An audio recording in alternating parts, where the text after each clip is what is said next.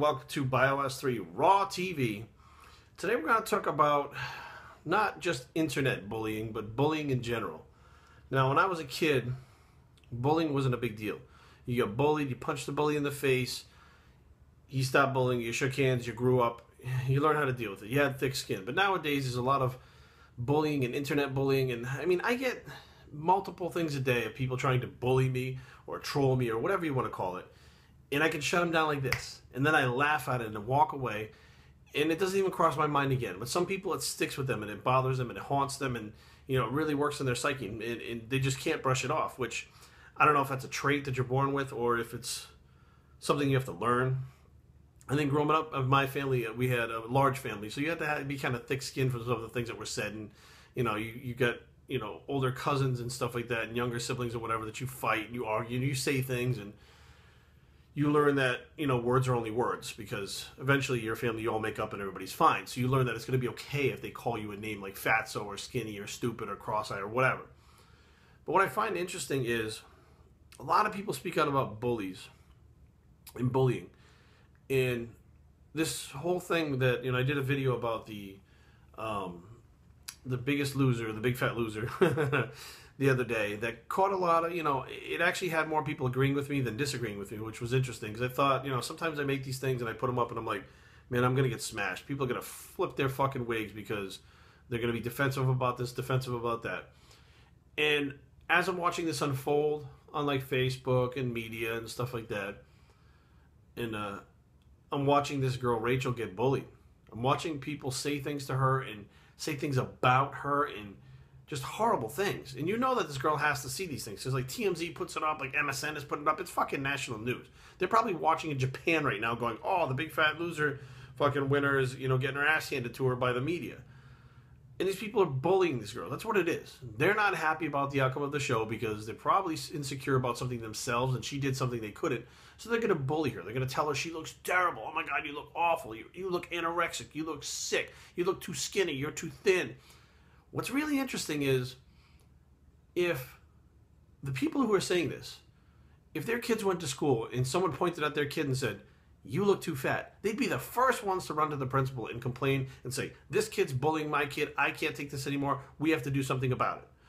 If someone told their kid, you're scrawny and you got chicken legs, the next day they'd be down there bitching about it and getting it taken care of because there's no room for bullying. Yet they do it to this girl.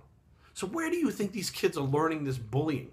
Where do you think they're learning to push the people that they don't agree with, they don't like the way they look? Where do you think they're learning this? Look in the mirror. You're teaching it to them.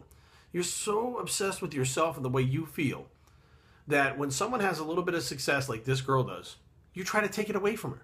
What you're doing right now, and I'm happy for this girl, Rachel, I'm absolutely happy, you're making her famous. All you bullies who are trying to put her down, she just won $250,000. So most of you who are bullying her will never see that amount of money in your entire lifetime. Now, she has that money, notoriety, because she won the show. So she's technically like a TV star, reality TV star, and now even more notoriety. Like half these the Big Fat Loser contestants, if I saw them on the street, I wouldn't know who the fuck they were. But if this girl walked by me, I'd know exactly who she was because she's getting all this attention because you guys bully her and put out all this negative stuff about her. So now what's going to happen is she's going to live a healthier lifestyle because she lost 155 pounds.